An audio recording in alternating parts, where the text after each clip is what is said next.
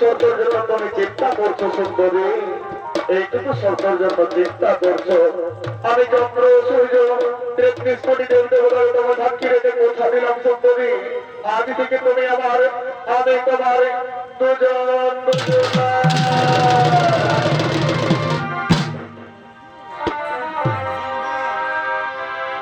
এগো তুমি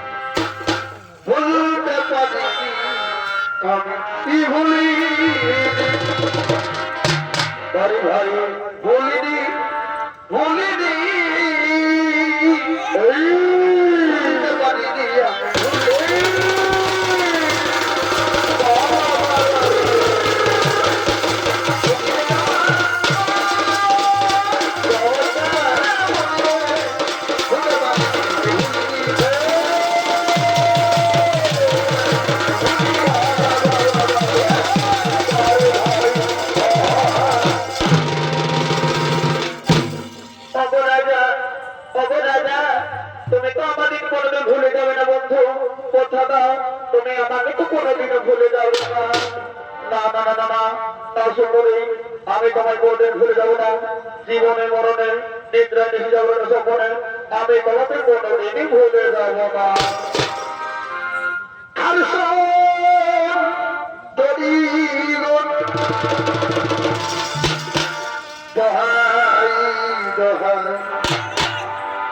তুমি মানি করো না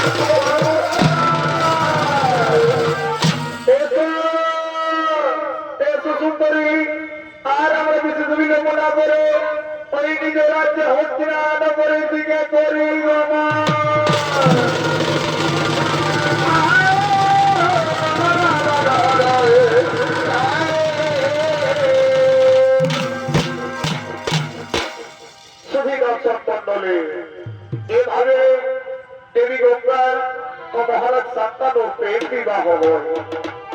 বিবাহ হওয়ার কিছুদিন পর মহারাজ শান্তানুর স্পর্শে গঙ্গা গর্ভবতী হয়।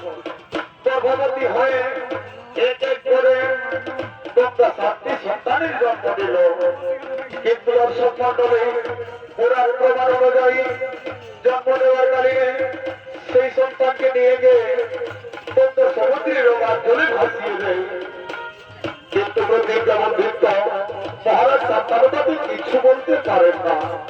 অষ্টম গর্ভে যখন গঙ্গা গর্ভবতী হয় সে সময় সে সন্তানেরও জন্ম দিয়ে তাপসী সমুদ্রের জলে ভাসিয়ে দিতে যেতেছিলেন।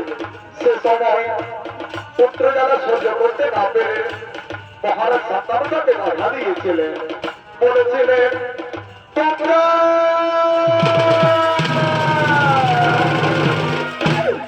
তুমি মান আর তুমি রাক্ষসিনী গঙ্গা, তুমি কি করে আমার পাত্রী সন্তানকে সমুদ্রের জলে ভাসিয়ে দিয়েছ? না গঙ্গা, তুমি আমার অষ্টম গর্ভের সন্তানকে মেরো না। আমি যে পিতা, আমি জ্বালা সহ্য করতে পারি না। সে সময় গঙ্গা বলেছিলেন, স্বামী গো, স্বামী, মনে নাই কি তোমার সেদিনের কথা, যেদিন তুমি আমার কাছে প্রতিজ্ঞা করেছিলে? তুমি তো বলেছিলে আমি তোমার রাজ্যে যে কিছু একটা কাজ করি তুমি আমায় কোনো কাজে বাধা দেবে না। তবে আজ কেন নিজে প্রতিজ্ঞা ভঙ্গ করলে রাজা? তোমার কথা মতো আমি তোমাকে ছেড়ে আরে হস্তিনাপুর ছেড়ে আমি এখান থেকে চলে